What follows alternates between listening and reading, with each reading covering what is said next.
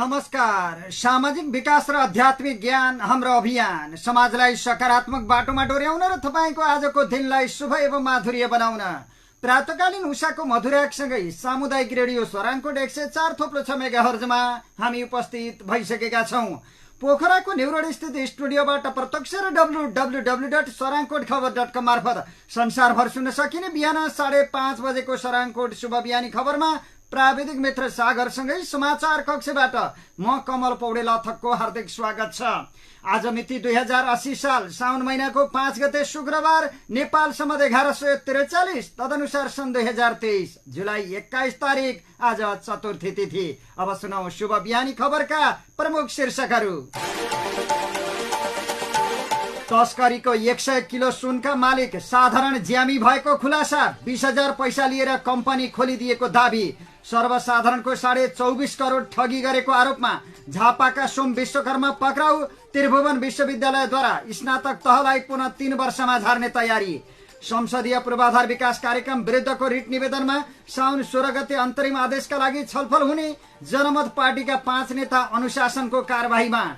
ठूलो मात्रामा विदेशी मुद्रा दुबई लैजान लागेका 4 जना विमानस्थलबाट पक्राउ। फोहोर ढुवानीमा भइरहेको अवरोध हट्यो, दुर्गन्ध हटाई फोहोर छोप्ने सहमति। सुन चाँदीको भाउमा नयाँ रेकर्ड, भाउ अझै बढ्ने अनुमान। कुरान जलाएको विरोधमा इराक स्थित स्विडेनको दूतावासमा आगजनी। युक्रेनलाई खाद्यान्न निर्यात गर्न नदिन बन्दरगाहमा रुसको आक्रमण। विश्व फुटबलको सर्वोच्च निकाय फिफा वरियतामा नेपाल यथावत र आज पनि मौसममा सामान्य बदली। बिहान दिउँसो घाम लाग्ने, बेलुकी पख हल्का वर्षाको अनुमान। अब खबरहरू विस्तारमा। विमानस्थल भन्सार कार्यालयबाट जाँच पास भएको करिब 100 किलो अवैध सुनका मालिक कुनै धनाढ्य नभएर निर्माण स्थलमा काम गर्ने एक साधारण ज्यामी भएको खुलासा भएको छ। काठमाडौँमा घर बनाउने काममा खटिने दोलखाका दिलीप भुजेल नै अहिलेसम्मको अवस्थामा 100 किलो सुनको मालिक देखिएका छन्। राजस्व अनुसन्धान विभागले बुधबार राति करिब 10 बजे साँखुबाट पक्राउ गरेका दिलीप भुजेलको खास घर दोलखाको मेलुङ गाउँपालिका 1 पबटी भन्ने स्थानमा पर्छ। 21 वर्षीय दिलीपले कक्षा 12 सम्मको अध्ययन गरेका छन्। दिलीपका बुबा रामबहादुर भुजेलका अनुसार दिलीप केही समय अगाडिसम्म घर बनाउने स्थानमा इट्टा बोक्ने लगायतको साधारण काम गर्थे। करिब 2 महिना अगाडिबाट भने दिलीपले साँखुमा रहेको आफन्तको चाउमिन फ्याक्ट्रीमा चाउमिन तयार पार्ने र बजारमा लगी बिक्री गर्ने काम गर्दै आएका थिए। तर पहिले ज्यामी काम गर्ने र हालसालै मात्र चाउमिन फ्याक्ट्रीमा काम गर्न थालेका तिनै दिलीप यति बेला अहिलेसम्मकै ठूलो भनी अनुमान गरिएको सुन तस्करीमा संलग्न भन्दै पक्राउ परेका छन्। उनकै नाममा रहेको रेडी ट्रेड प्रालीको नाममा आयात भएको ठूलो परिमाणको विभागले बरामद गरेको हो। ठूलो परिमाणको सुन विभागले बरामद गरेको हो। तर यति धेरै सुनको मालिक एक साधारण कुल्ली भएको खुलासा भएको छ। रेडी ट्रेड प्रालीको नाममा हङकङबाट आएको सुन मंगलबार नै बरामद गरिएको थियो। उक्त सुन विमानस्थल भन्सार कार्यालयबाट भन्सार जाँच पास भई बाहिर निकालेपछि राजस्व अनुसन्धान विभागको टोलीले नियन्त्रणमा लिई बुधबार बिहान मात्रै भन्सार विभागकै ल्याबमा लगेर परीक्षण गराएको थियो। मोटरसाइकल र स्कुटरको ब्रेक सु भनी ल्याइएको सामानभित्र रहेको सामान ब्रेक सु नभएर सुन रहेको कुरा परीक्षण पछि पुष्टि भयो। त्यस लगत्तै भन्सार एजेन्टलाई केरकार गरी सामान आयात गर्नेको खोजी गर्दा कम्पनी भुजेलको नाममा रहेको पाइएको छ। भुजेलको स्वामित्वमा रहेको कम्पनी भनिए पनि दिलीप बारे विभागको टोलीलाई अरू जानकारी थिएन। त्यसपछि दिलीपको बारेमा जानकारी बटुल्दै विभागकै अनुसन्धान अधिकृतले दिलीपसँग सम्पर्क गरेका थिए। सुरुमै कम्पनीको कुरा गर्दा दिलीप फरार हुन सक्ने डरले विभागको टोलीले युवतीको प्रयोग गरेर दिलीपसम्म पुगेको पाइएको छ। बुधबार अपराह्नदेखि दिलीपसँग एक युवतीको बारम्बार कुरा भएको र दिलीपले युवतीलाई नचिनेको भन्दै कुरा गरेको दिलीपकै भाइ नाता पर्ने एक व्यक्तिले बताएका छन्। दिलीप हाल साँखुमा रहेको ठुली आमाको डेरामा बस्ने गरेको र युवतीसँगको कुराकानी आफूले पनि सुनेको दिलीपका ती आफन्तले बताए। आफ्नो नाम नखुलाइदिन आग्रह गर्दै उनले भने 11-12 बजेदेखि दिलीपको मोबाइलमा एउटा केटीको फोन आइरहेको थियो। दिलीपले चिनेको छैन भन्दा पनि युवतीले मैले चिनेको छु त भन्दै जिस्किने गरेकी थिइन्। तर बेलुका दिलीपलाई भेट्न भन्दै युवती साँखुमै आएकी थिइन्। युवतीले ट्याक्सी लिएर भेट्न आउँछु, बाहिर निस्कनुस् भनेर दिलीपलाई भनेको र रातको करिब 9:30 बजे दिलीप आफ्नो डेरा कोठाबाट बाहिर निस्किएका थिए। त्यसपछि आज पो थाहा भयो दिलीप त पक्राउ परेछ। दिलीपको ठुली आमाका अनुसार उनले मंगलबार र बुधबार दिनभर फ्याक्ट्रीमै काम गरेका थिए। यस्तै साँझ पख भने उनी चाउमिन डेलिभरी गर्न हिँडेका थिए। बुधबार पनि साँझ सामान डेलिभरी गरेर डेरामा फर्किएको थियो। कसैलाई भेट्न भनेर 10 बजेतिर बाहिर निस्किएको हो। अरू कुरा हामीलाई थाहा भएन, ठुली आमाले भनेकी छन्। यता दिलीपका बुबा रामबहादुर भुजेलका अनुसार उनले 20,000 रुपियाँको लोभमा उक्त कम्पनी कसैका लागि खोलिदिएका थिए। आफू पनि कुल्लीको काम गर्ने दिलीपका बुबाका अनुसार दिलीप पहिले थानकोटमा रहेको दिदीको डेरामा बसेर घर बनाउँदा इटा बोक्ने लगायतका ज्यामी काम गर्थे। तर पछि ज्यामी काम गाह्रो भएको र आम्दानी पनि राम्रो नभएको भन्दै चाउमिन फ्याक्ट्रीमा काम गर्न थालेका थिए।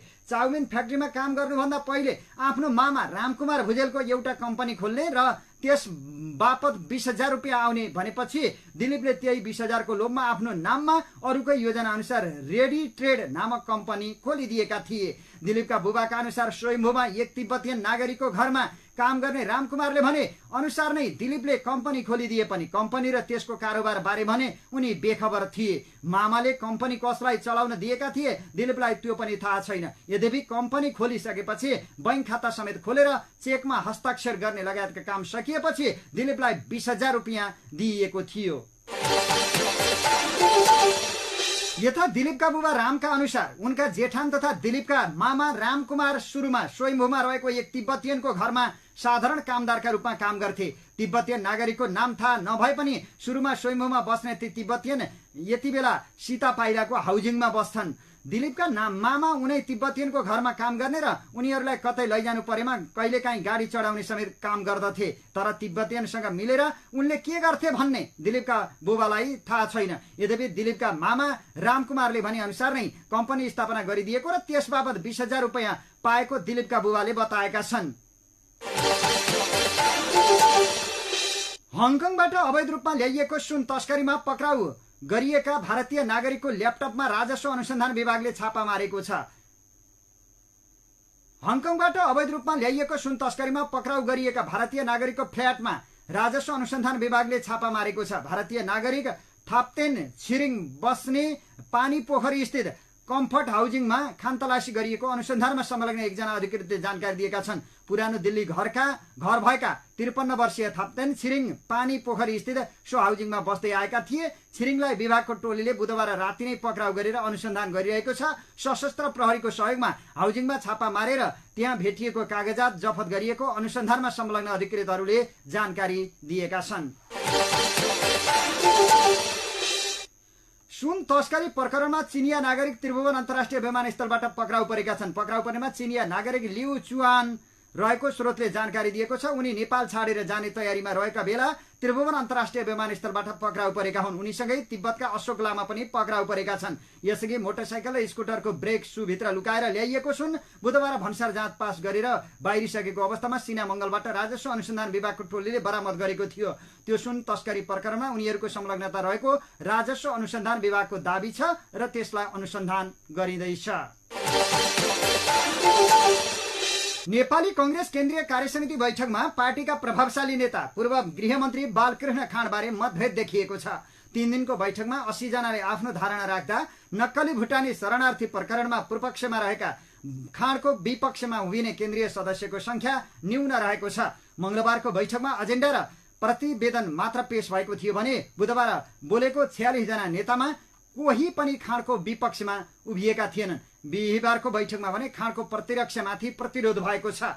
बुधबारको बैठकमा संस्थापन पक्षका नेताहरूले खाँडको प्रतिरक्षा गर्दा इतर पक्षीय केन्द्रीय सदस्यहरू त्यसको प्रतिरोधमा उत्रिएका थिए। संस्थापन इतर पक्षीय केन्द्रीय सदस्य मधु आचार्य, सञ्जय गौतम, अजय बाबु शिवाकोटी, प्रकाश न्यायी, रसाइली र टेक प्रसाद गुरुङले भ्रष्टाचार विरुद्ध पार्टी स्पष्ट हुनुपर्ने बताएका थिए। केन्द्रीय सदस्य शिवाकोटीले पार्टीका वरिष्ठ केन्द्रीय सदस्य बालकृष्ण खाँड प्रकरणमा पार्टीले दुविधा राखेर सबैलाई भ्रममा पारेको बताए। हाम्रै पार्टीसहित गठबन्धनको सरकार छ अनि हाम्रै पार्टीका वरिष्ठ केन्द्रीय सदस्य बालकृष्ण खाँडलाई प्रहरीले मुद्दा चलाएर अदालतले पूर्वपक्षका लागि कारागार पठाएको छ। शिवाकोटीले भने सभापतिज्यू, यदि उहाँलाई अन्याय भयो भन्ने हो भने कंग्रेस सरकारबाट बाहिरिनु पर्यो, होइन भने आफ्नै साथीहरू संलग्न भएको सरकारले थुनामा पुर्याउँदा पार्टीले सदस्यबाट निलम्बन गर्नुपर्छ कि पर्दैन? बैठकले खान गलत हुन् भन्ने भए उनलाई पार्टीको सदस्यबाट कारबाही वा खान निर्दोष हुन् भन्ने निष्कर्ष भए उनको न्यायका लागि आह्वान गर्न सक्नुपर्ने उनको भनाइ थियो। शिवाकोटीले भने यदि खान निर्दोष हुन् भने पार्टीको निष्कर्ष हो भने सरकारबाट बाहिरिएर न्याय मागौं, नभए सुशासनको हिमायती ठान्ने कांग्रेसले कुनै पनि भ्रष्टाचारीलाई काँध हाल्न मिल्दैन। उनले भ्रष्टाचार र अन्य कुनै प्रकरणमा परेपछि सम्बन्धित व्यक्ति स्वयं नै जवाबदेही हुनुपर्ने बताए। यस्तै अर्का केन्द्रीय सदस्य स्नेहीले भ्रष्टाचार जस्तो गम्भीर अपराधका विषयमा कांग्रेसले मुख थुनेर बस्न नमिल्ने बताए। बितेको 3 दशकमा अधिकांश समय कांग्रेस सरकारमा छ, तर अहिलेसम्म पनि देशमा विकास र सुशासन कायम किन भएन भन्दा हामीसँग जवाब छैन। उनले भने यो वा त्यो विषय भन्ने कुरा छैन। भ्रष्टाचार जस्तो गम्भीर अपराधका सवालमा पार्टीले प्रष्ट धारणा दिनुपर्छ। म यही वर्ष भ्रष्टाचार विरुद्ध देशव्यापी अभियान चलाउन प्रस्ताव समेत गर्दछु। केन्द्रीय सदस्य संजय कुमार गौतमले भ्रष्टाचार प्रकरणमा पार्टीका नेताहरू मुछिँदा कांग्रेसको नाम लिएर गाउँ जान सक्ने अवस्था नभएको बताए। अहिले भ्रष्टाचार र सुशासनको मुद्दा प्रमुख बनेको छ। कांग्रेसको नाम लिएर गाउँ जाने स्थिति छैन। मुख देखाउन असहज भइरहेको छ। यसमा पार्टीको धारणा के हो यो बैठकले प्रश्न पार्नु पर्दछ उनले भने।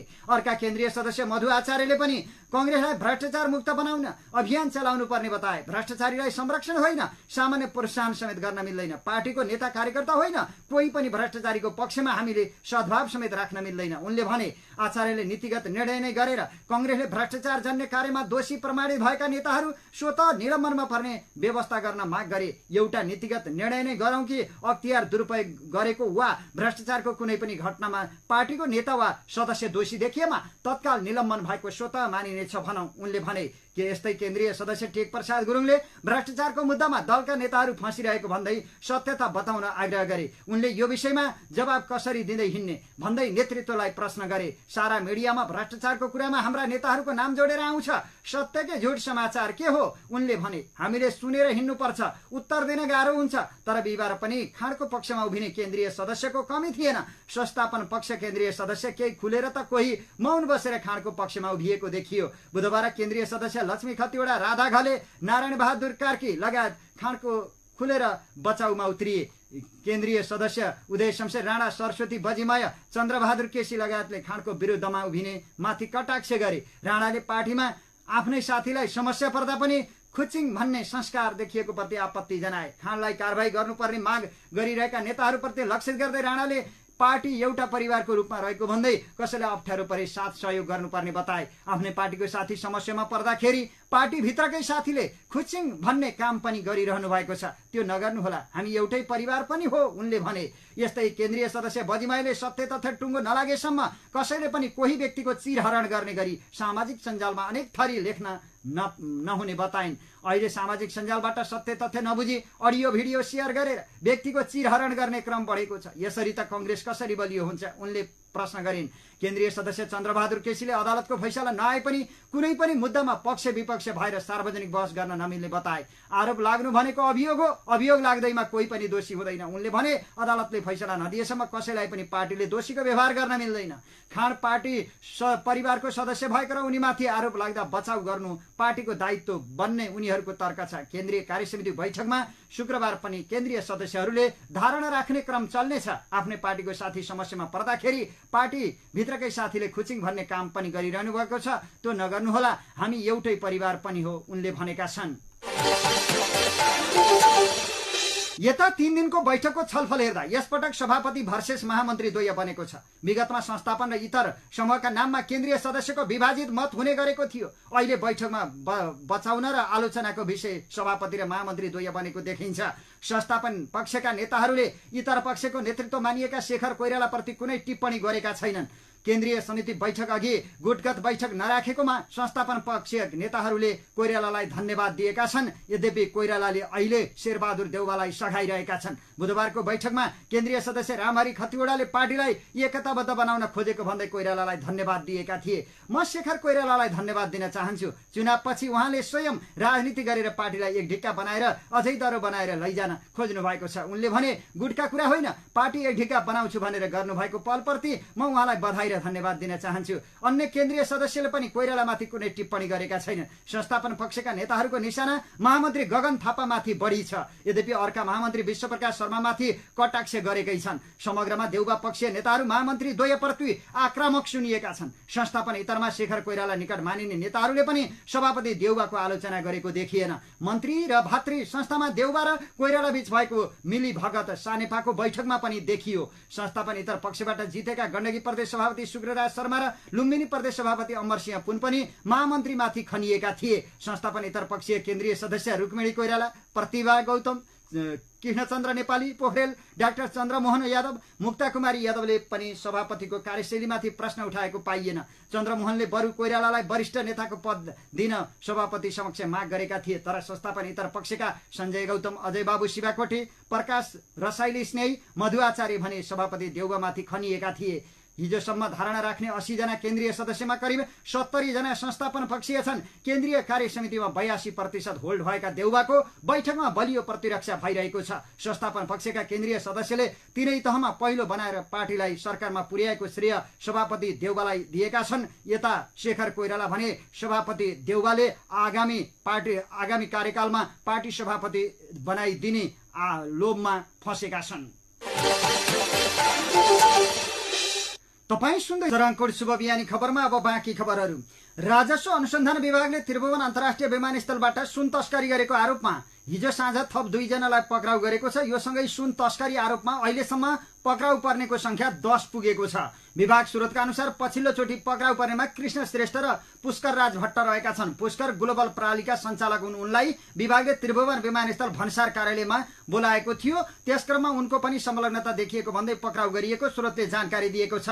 कृष्ण श्रेष्ठलाई भने कोटेश्वरबाट पक्राउ गरिएको हो। यसअघि एक कम्पनीका प्रोप्राइटर राजन श्रेष्ठलाई पनि कोटेश्वरबाटै समातिएको थियो। मंगलबार हङकङबाट आएको क्याथे पेसिफिक जहाजमा ल्याइएको ब्रेक सूमा सुन फेला परेको थियो। अन्दाजी 80 देखि 100 किलोसम्म सुन हुन सक्ने आशंका गरिएको छ। सुनको परिमाण यकिन गर्न विभागले राष्ट्र बैंकको टक्सार महाशाखामा पठाएको छ। विभागले यो प्रकरणमा अहिलेसम्म ट्याक्सी चालक अशोक लामा, भन्सार agent Rajendra Rai, ready trade प्रणालीका सञ्चालक दिलीप भुजेल, सहयोगी हर्कराज राई, भारतीय नागरिक थाप्तेन छिरिङ र रामकुमार भुजेललाई पक्राउ गरेको छ। उनीहरूलाई 10 दिन हिरासतमा राखेर अनुसन्धान गर्न विभागले उच्च अदालत पाटनसँग अनुमति लिएको छ। चिनिया नागरिक लिन जे छियाङ पनि पक्राउ परेका छन्। अहिलेसम्म उनी नै यस प्रकरणका मुख्य भूमिकामा देखिएका छन्। हिजो काठमाडौँमा पत्रकार सम्मेलन गर्दै व्यवसायी दीपक मल्होत्राले आफू कुनै अवैध धन्दामा संलग्न नरहेको र त्यसबारे सोच्दा पनि नसोचेको बताएका छन्। मेरो संलग्नता पुष्टि भए म सबै कानुनी सजाय भोग्न तयार छु। उनले भने बुधबार त्रिभुवन अन्तर्राष्ट्रिय विमानस्थलबाट बाहिर निकालिँदै गरेको ठूलो परिमाणको सुन तस्करीमा मल्होत्राको संलग्नता रहेको भन्दै समाचार प्रकाशित भएपछि मल्होत्राले पत्रकार सम्मेलन गरेका थिए। यो सुन तस्करीबारे अहिले पनि अनुसन्धान जारी रहेकाले यो कसको हो अझै भन्ने यकिन भइ नसकेको राजस्व अनुसन्धान विभागका अधिकारीहरूले बताएका छन्। हामीलाई प्रारम्भिक आशंकाहरू छन् तर त्यसको पुष्टि नभइकन अहिले नै भन्न मिल्दैन, विभाग स्रोतले भन्यो। तर मल्होत्राले लामो समयसम्म सुन तस्करी गरेको विभाग र प्रहरीको दाबी छ र सरकारले गठन गरेको एउटा छानबिन समितिले मल्होत्राको नामै किटेर उनीमाथि अनुसन्धान हुनुपर्ने प्रतिवेदन दिएको सो छानबिन समितिका सदस्यहरूले बताएका छन्। उनीमाथि कुनै छानबिन भएन र सो प्रतिवेदन सार्वजनिक पनि गरिएन। 33 किलो सुन तस्करी र गिरोहका एक सदस्यको हत्या प्रकरणमा छानबिन गर्न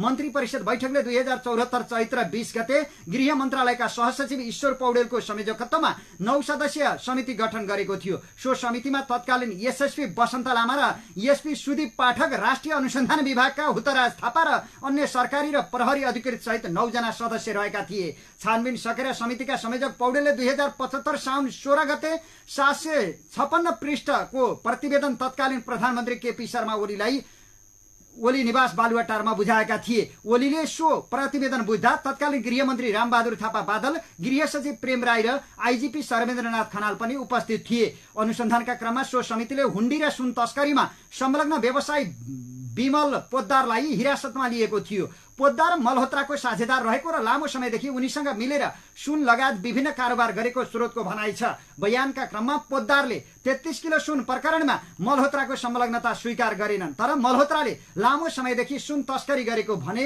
बताएको सो बेला अनुसन्धानमा संलग्न एक अधिकारीले बताए। 33 किलो सुन प्रकरणमा मल्होत्राको संलग्नता उनले लुकाउन खोजे वा उनी त्यसमा संलग्न थिएनन् यकिन हुन सकेन, ती अधिकारीले भने। तर मल्होत्रालाई लामो समयसम्म सुन ओसार पसारमा आफूले सहयोग गरेको पोद्दारले स्वीकार गरेका थिए। पोद्दारले मल्होत्राले लामो समयदेखि सुन तस्करीको र्याकेटमा रहेर काम गरेको र उनलाई मुख्य गरी तस्करीका लागि विदेशमा सुन किन्न आफूले हुन्डी मार्फत पैसाको व्यवस्थापन गरिदिने गरेको बयानमा स्वीकारेको ती अधिकारीले बताएका छन्। मल्होत्रा र पोद्दार बीच कतिसम्म घनिष्ठ सम्बन्ध थियो भन्ने पोद्दारले बयानका क्रममा भनेको अर्को कुराले पुष्टि गरेको छ। विदेशबाट त्रिभुवन विमानस्थलमा उत्रिएका यात्रुहरू भन्सार जाँच हुँदै आवागमन कक्षसम्म आउने अन्डरग्राउन्ड च्यानल, आवागमन कक्ष, पार्किङसँगै रहेको व्यावसायिक भवन लगायत संरचनाको निर्माण र व्यवस्थापन गर्न मल्होत्राको कम्पनीले नागरिक उड्डयन प्राधिकरणसँग 30 वर्ष लिज सम्झौता गरेको छ। सो निर्माण र व्यवस्थापनको स्वीकृति लिन मल्होत्राले तत्कालीन पर्यटन मन्त्री शरद सिंह भण्डारीलाई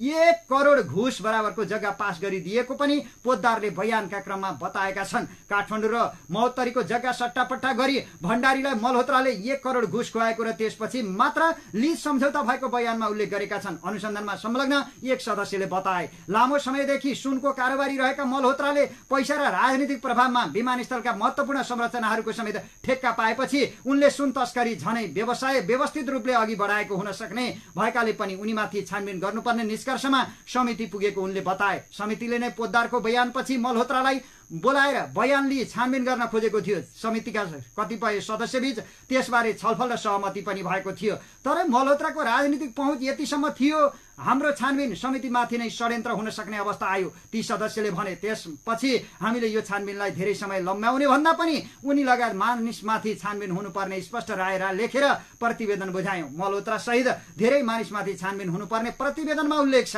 सो प्रतिवेदन अहिले कहाँ छ यकिन छैन। गृह मन्त्रालयमा हुनुपर्ने छानबिन समितिका एक सदस्यले अनुमान गरे। हामीले सिफारिस गरेका धेरै विषय गृह मन्त्रालयसँग सम्बन्धित थिए, त्यसैले प्रधानमन्त्रीले गृह मन्त्रालयमा पठाउनु भयो होला भन्ने मलाई लाग्छ, उनले भने। तर समितिले मल्होत्रा लगायतमाथि छानबिन हुनुपर्ने भनी गरेको सिफारिस न त ओली सरकारले कार्यान्वयन गर्यो न त्यसपछि बनेका सरकारले नै कार्यान्वयन गरेका छन्। त्यसपछि कम्तीमा पनि 3 जनाले गृहमन्त्रीका रूपमा काम गरिसकेका छन्, तर कसैले पनि यो छानबिन अगाडि बढाएका छैनन्। बिहिबार मल्होत्राले गरेको पत्रकार सम्मेलनमा पनि एकजना पत्रकारले उनलाई पोद्दारसँगको सम्बन्धबारे सोधेका थिए। मल्होत्राको भने सुरुमा पोद्दारसँग मिलेर केही अपार्टमेन्ट बनाएको भए पनि पछि हामीसँग कुनै सम्बन्ध नरहेको उनले बताए। विमल पोद्दार मेरा पार्टनर थिए, कहिले भन्दा कालिका स्थानमा अपार्टमेन्ट हामी मिलेर बनाएको हो।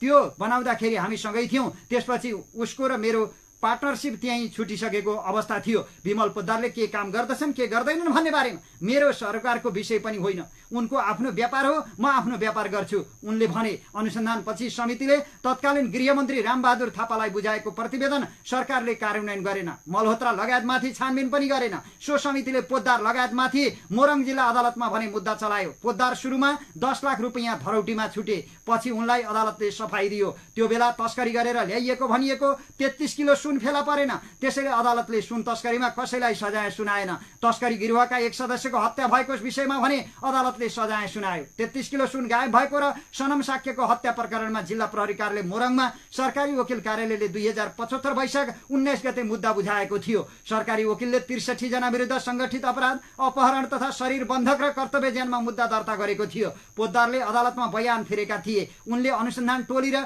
प्रहरीले प्रश्न नै नसोधी रेडिमेड बयानमा सही छाप गराएको र अनुसन्धान अधिकारीले सही बयानलाई कपी गरी जबरजस्ती सही छाप गराएको बताएका थिए। उनलाई जिल्ला अदालत मोरङले 2075 भदौ 13 गते पूर्वपक्षका लागि थुनामा पठाउन आदेश दिएको थियो। पछि 2075 माघ 2 मा पूर्वपक्षका लागि थुनामा पठाउने जिल्ला अदालतको आदेश विरुद्ध उच्च अदालत विराटनगरका न्यायाधीश नागेन्द्र लाभकर्ण र धीर बहादुर कार्कीले विमल पोद्दार सहित अर्का अभियुक्त आरके साक्यलाई जनै 10 लाख रुपैयाँ धरौटीमा छाडेका थिए। 2078 असोज 19 गते जिल्ला अदालतले 48 जनालाई सफाई दियो, जसमा पोद्दार पनि संलग्न थिए। उर्लाबारी 7 का सनम साक्यलाई चुडामणि उप्रेती गोरेले 2074 फागुन 18 गते करेन्ट लगाएर हत्या गरेका थिए। गोरे हत्या अभियोगमा दोषी ठहरिएका छन्। 2074 साल माघमा नेपाल भित्राइएको 33 किलो सुन हराएपछि भरिया सनमको हत्या गरिएको थियो। उक्त हत्या अभियोगमा गोरेलाई जन्मकैद सुनाइएको छ। उनलाई हत्यासँगै अपहरण तथा शरीर बन्धक मुद्दामा पनि सजाय सुनाइएको थियो, तर सुन तस्करी गरेको अभियोगमा भने सजाय सुनाइएको थिएन।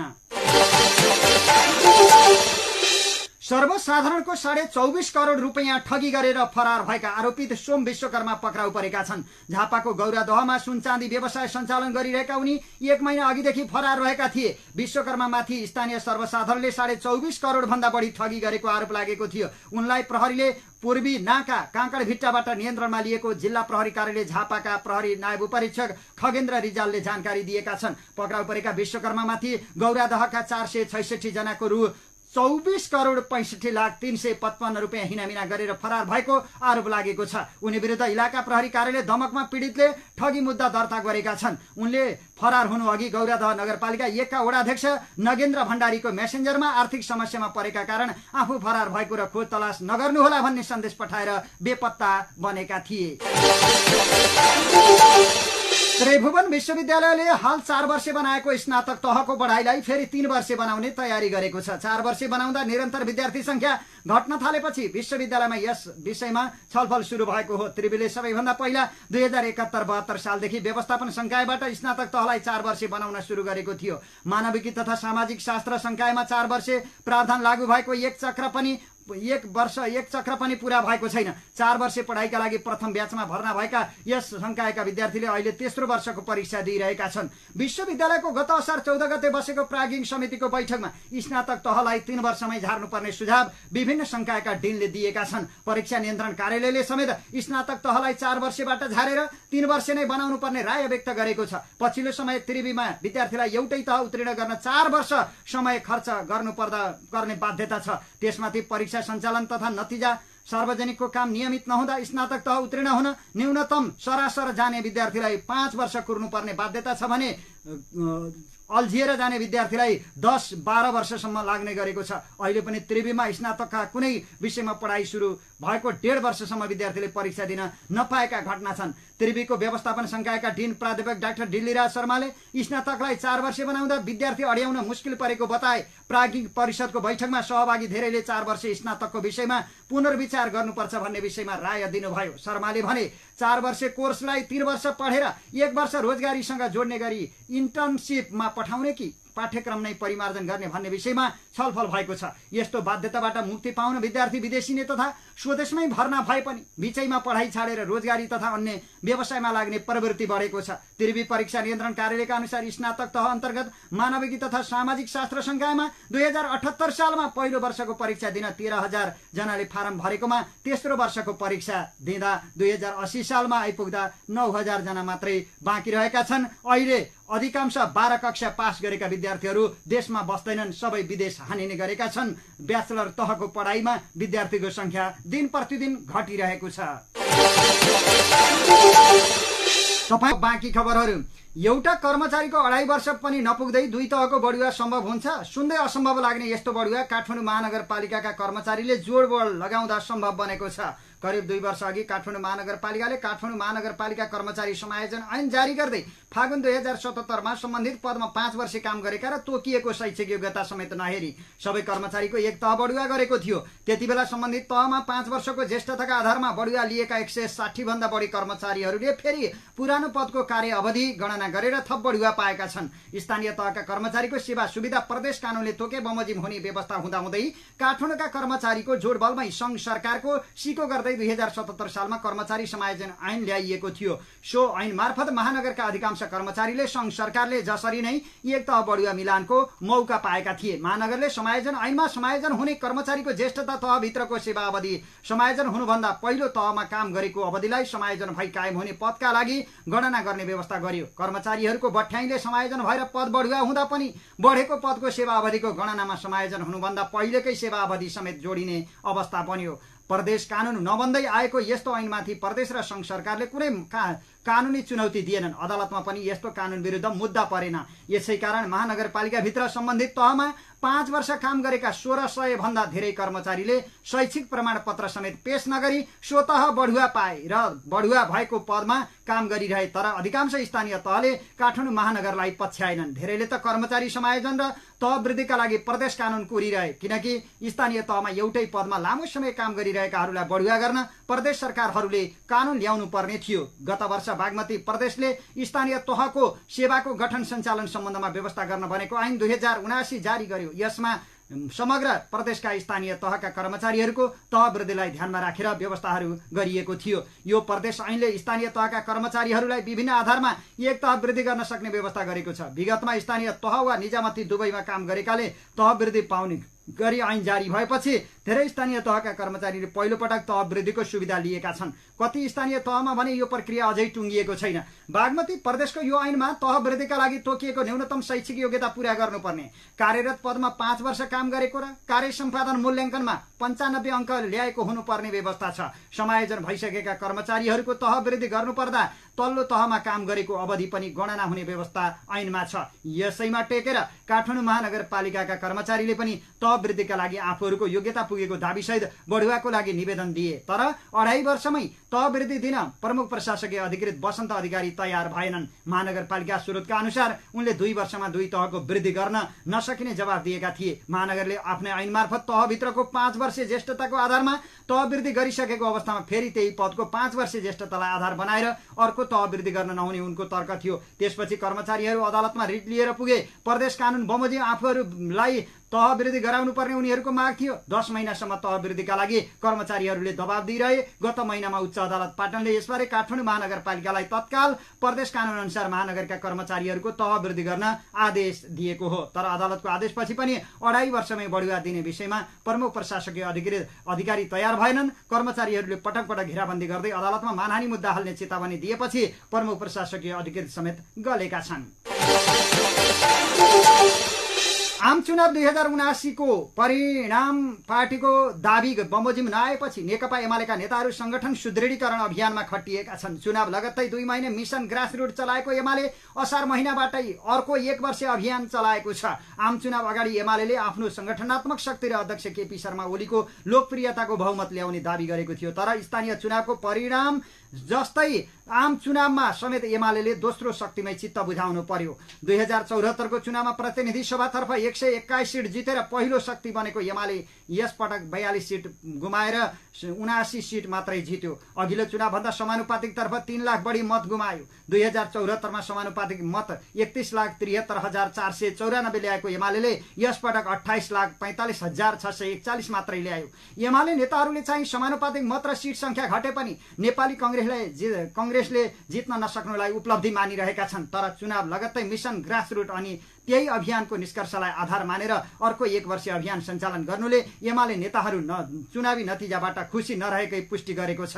हामीले भने जस्तो मत ल्याउन सकेनौं, पार्टीभित्रै उत्साह छैन, बाहिर आकर्षण छैन भनेरै त अभियान चलाइरहेका छौं नि, एक स्थायी कमिटी सदस्यले भने। अभियानका क्रममा भूगोल क्षेत्रमा खटिएका नेताहरूले पनि पार्टी संगठनको अवस्था सुधारकै निम्ति काम गरिरहेका छन्, जसबारे 30 असारमा केन्द्रीय कार्यालय च्यासलमा बसेको सचिवालय बैठकमा नेताहरूले ब्रिफिङ गरेका थिए। प्रदेश इन्चार्जहरूले रिपोर्टिङ गर्दा पार्टीको अवस्था र गतिविधि बारे ब्रिफिङ भयो। एक पदाधिकारी भन्छन् मुख्य गरी सदस्यता नवीकरण बारे रिपोर्टिङ भयो। एमालेले पार्टी सदस्यता नवीकरण र वितरणको अवधि असार मसान्तसम्म तोकेकाले सचिवालय बैठकमा त्यसबारे धेरै छलफल भएको ती नेताले बताएका छन्। नेताहरूले ब्रिफिङले फेरि एमालेको अर्को दाबी खण्डित हुन पुगेको छ, किनकि असारसम्म पार्टीको सदस्यता नवीकरण गर्ने संख्या 2.5 लाख हाराहारी मात्रै छ। प्रदेश इन्चार्जहरूले सदस्यता नवीकरण घटेको भनेर चिन्ता व्यक्त गर्नुभयो। विशेष गरी मध्य प्रदेशमा हाम्रो अवस्था कमजोर देखियो। ती पदाधिकारी भन्छन् उनका अनुसार 70% नवीकरण गराउने उद्देश्य बैठकले लिएको छ।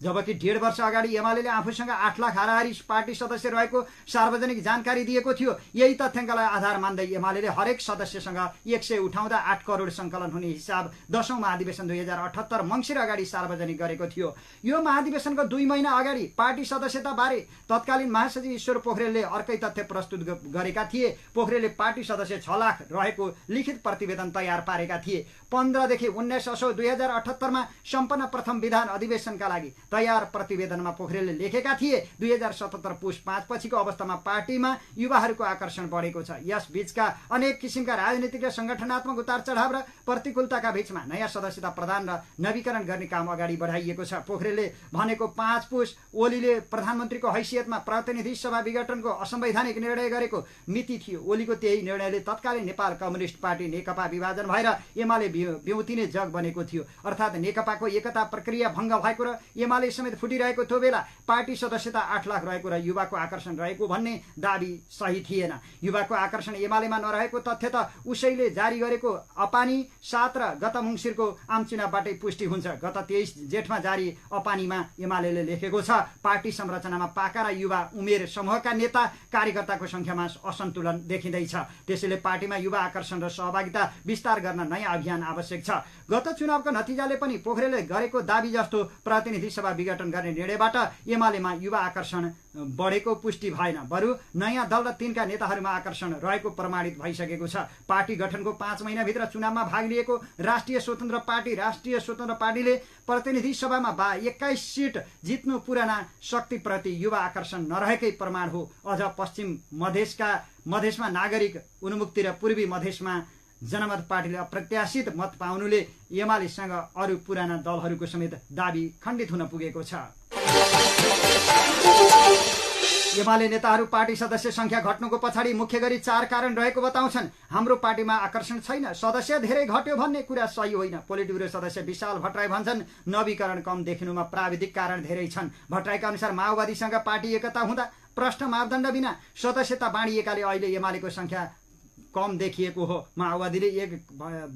माओवादीले भयभन्दा बढी सदस्य देखाउन थालेपछि हामीले पनि धेरै देखायौं। आज त्यही समस्या हामी कहाँ देखिएको छ, उनले भने। अर्का नेता खिमलाल भट्टराई पनि माओवादीसँग एकता गर्दा बिग्रिएको सदस्यता विवरण अहिले सच्याउने काम मात्रै भइरहेको बताउँछन्। हामी घटेको होइन, वास्तविक देखिएको हो, चिन्ता लिनुपर्ने कारण छैन उनी भन्छन्। माओवादीसँग एकता गर्नु अगाडि 9औं महाधिवेशन गर्दा एमालेसँग 2,56,772 सदस्य रहेको तथ्याङ्क थियो। तर अहिले एमालेमा सदस्यता नवीकरण गर्ने संख्या त्यति पनि पुग्न सकेको छैन। एमाले नेताहरू भने 15 साउन पछाडि मात्रै यो वर्षको रिपोर्ट तयार हुने भएकाले अहिले नै यकिन संख्या तोकेर विश्लेषण गर्न नमिल्ने बताइरहेका छन्।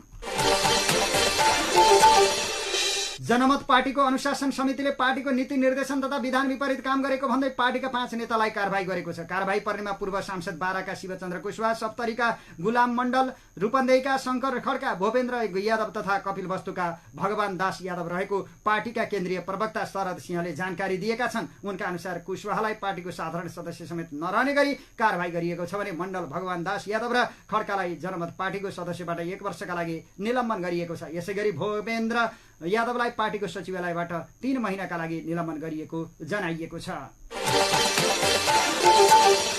संसदीय पूर्वाधार विकास कार्यक्रम संसद विकास कोषको व्यवस्था विरुद्ध दर्ता भएको रिट निवेदनमाथि सुनवाई गर्दै सर्वोच्च अदालतले कारण देखाउ आदेश र अन्तरिम आदेशका लागि प्रतिवादीहरूलाई छलफलमा झिकाउने आदेश दिएको छ। आर्थिक वर्ष 2080-81 को आयव्ययको वक्तव्यको बुँदा नम्बर 445 मा उल्लेखित निर्वाचन क्षेत्रका लागि रु 5 करोड विनियोजन गर्ने गरी संसदीय पूर्वाधार विकास कार्यक्रम संसद विकास कोषको व्यवस्था गरिनु संविधानले परिकल्पना गरेको शक्ति पृथकीकरण र संहिताको सिद्धान्तसँग विपरीत भएकाले बदरभागी रहेको भन्दै रिट निवेदन दायर गरिएको थियो। अधिवक्ता सागर बराल, सौगात राज बराल र कानूनका विद्यार्थी अविनेश अधिकारीद्वारा दायर भएको रिट निवेदनमाथि न्यायाधीश हरिप्रसाद फुइयालको एकल इजलासमा बिहिबार सुनवाई भएको हो। रिट निवेदक सौगात राज बरालका अनुसार श्रावण 16 गते अन्तरिम आदेशका लागि छलफलमा झिकाउने आदेश भएको छ। ठूलो मात्रामा विदेशी मुद्रा अवैध रूपमा बाह्य मुलुक लैजाँदै गरेका 4 जना व्यक्ति त्रिभुवन अन्तर्राष्ट्रिय विमानस्थलबाट पक्राउ परेका छन्। पक्राउ पर्नेमा रूपन्देहीको तिलोत्तमा नगरपालिका 9 का 24 वर्षीय अनिश थापा सहित अन्य 3 जना रहेका छन्। विदेशी मुद्रा लिएर हिमालयन एयरलाइन्सको उडानबाट युएई को दुबई जान लागेका थापा बुधबार राति पक्राउ परेका हुन्। उनको साथमा 41,400 अमेरिकी dollar, 1,19,500 Saudi real, 1,357 Omani real, 308 Bahrain दिनार बरामद भएको प्रहरीले जनाएको छ। अन्तर्राष्ट्रिय उडान तर्फको प्रस्थान होल्ड ब्यागेज चेकिङ एरियामा जाँच गर्ने क्रममा लगेजभित्र प्लास्टिकले र्यापिङ गरी चाउचाउको बीचमा विदेशी मुद्रा फेला परेको थियो। थप अनुसन्धानका क्रममा तिलोत्तमा 9कै 38 वर्षीय DPS राणा लगायत 3 जनालाई त्रिभुवन अन्तर्राष्ट्रिय विमानस्थलको उडानतर्फको प्रस्थान पार्किङ एरियामा बागमती प्रदेश 0107 6266 नम्बरको गाडीबाट नियन्त्रणमा लिएको प्रहरीले जनाएको छ। प्रहरीले 2 जनाको नाम गोप्य राखेको छ। शुभ बिहानी खबरमा अब बाँकी खबरहरू। चालु आर्थिक वर्ष 2080-81 को वार्षिक बजेटको प्रभावकारी कार्यान्वयनका लागि अर्थ मन्त्रालयले सबै मन्त्रालय विभाग तथा निकायलाई 81 बुँदे बजेट कार्यान्वयन मार्गदर्शन जारी गरेको छ। चालु आर्थिक वर्षको बजेटले लिएका लक्ष्य तथा उद्देश्य प्राप्त गर्नका लागि स्रोतको अधिकतम उपयोग, खर्चमा मितव्ययिता, प्रभावकारिता र दक्षता कायम गर्न मार्गदर्शनमा भनिएको छ। त्यस्तै समग्र वित्तीय अनुशासन कायम गर्दै विद्यमान ऐन नियम लगायत कानुनी व्यवस्थाको पालनाका लागि पनि मार्गदर्शन मार्फत सरकारले निर्देशन दिएको छ। चालु आर्थिक वर्षको बजेटमा राखिएका वार्षिक योजना तथा कार्यक्रमको पूर्व तयारीका काम चाँडो सक्न अर्थ मन्त्रालयले निर्देशन दिएको हो। गण्डकी प्रदेशका प्रमुख सचिव रविलाल पन्थको युवा तथा खेलकुद मन्त्रालयमा सरुवा भएको छ। उनको ठाउँमा भर्खरै बढुवा भएकी लक्ष्मी बस्नेत आउने भएकी छन्। मन्त्री परिषदको बुधबारको बैठकले 6 सचिवको सरुवा र भर्खरै बढुवा भएका 2 सचिवको पदस्थापन गरेको। पन्थले 2078 मङ्सिर 1 गते गण्डकी प्रमुख सचिवको कार्यभार सम्हालेका थिए। महिला बालबालिका तथा ज्येष्ठ नागरिक मन्त्रालयको सहसचिवबाट सचिवमा बढुवा भएकी लक्ष्मी बस्नेतको गण्डकीको सहसचिवबाट भएकी लक्ष्मी बस्नेतको गण्डकीको प्रमुख सचिवमा पदस्थापन भएको हो। काठमाडौँका प्रमुख जिल्ला अधिकारीबाट सचिवमा बढुवा भएका घनश्याम उपाध्याय बागमती प्रदेशको प्रमुख सचिवमा पदस्थापन भएका छन्। बागमती प्रमुख सचिव मुकुन्द प्रसाद निरौलाको उद्योग वाणिज्य तथा आपूर्ति मन्त्रालयमा सरुवा भएको छ।